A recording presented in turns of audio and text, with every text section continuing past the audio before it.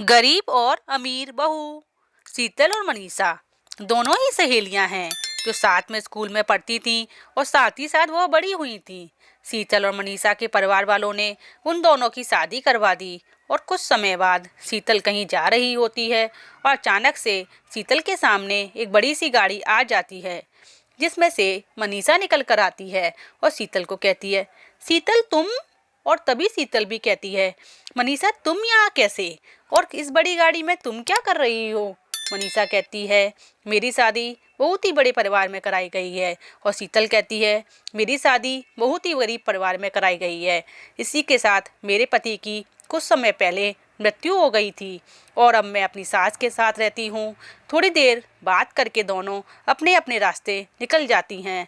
शीतल घर पर आती है तो उसकी सास कहती है, बेटा तू कब तक ऐसे ही रहेगी और अब तुझे आगे पढ़ना चाहिए और जो मेरे बेटे का सपना था अब वह तुझे पूरा करना चाहिए। शीतल कहती है, माँ जी पढ़ाई लिखाई के लिए बहुत पैसे चाहिए होते हैं लेकिन हमारे पास तो इतने पैसे नहीं हैं।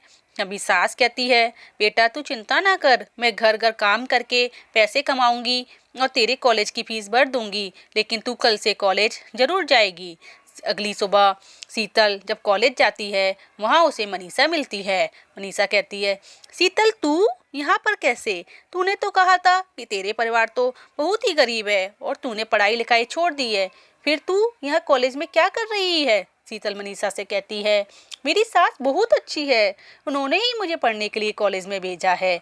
मनीषा कॉलेज से शीतल को अपने घर ले जाती है और शीतल मनीषा के घर पहुंचते ही कहती है कि मनीषा तेरा घर तो बहुत ही शानदार है, एक महल की तरह है, और कहाँ मेरा घर जो एक झोपड़ी जैसा है। तभी मनीषा कहती है, भले ही मेरा घर ताजमहल की तरह क्यों ना हो लेकिन मुझसे यहाँ पर कोई बात नहीं करता है।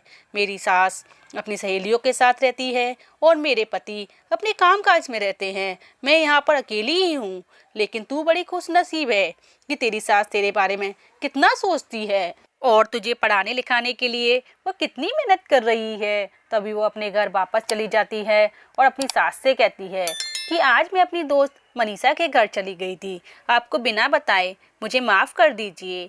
फिर अगली दिन शीतल मनीषा के यहाँ पढ़ने के लिए जाती है और देखती है मनीषा बहुत ही अकेलापन और डिप्रेशन का शिकार हो रही है। तो शीतल मनीषा की सास और उसके पति से बातचीत करके उन्हें समझाती हैं कि अगर आप अपनी बहू को समय नहीं देंगे तो वह डिप्रेशन का शिकार हो जाएगी। यह बात सुनकर मनीषा के पति और सास दोनों ही मनीषा का ध्यान रखने लगे। फिर कुछ दिन बाद शीतल की सास बीमार हो जाती है। शीतल अपनी सास से कहती है, माँ जी मैं आपके लिए दवाइयाँ लेकर आती हूँ। पर शीतल की सास कहती है, बेटा नहीं, अगर पैसे सारे दवाइयों में खर्च हो जाएंगे तो तुम्हारी कॉलेज की फीस कैसे भरी जाएगी, फिर से तुम बिना पढ़ाई करे रह जाओगी।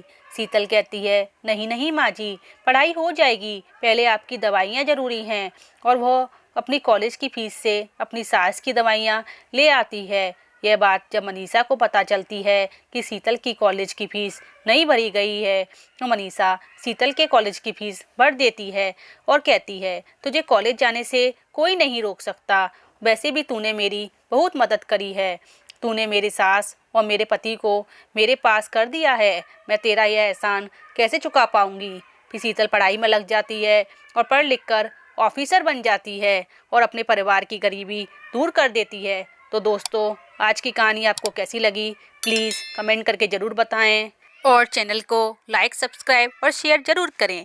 धन्यवाद।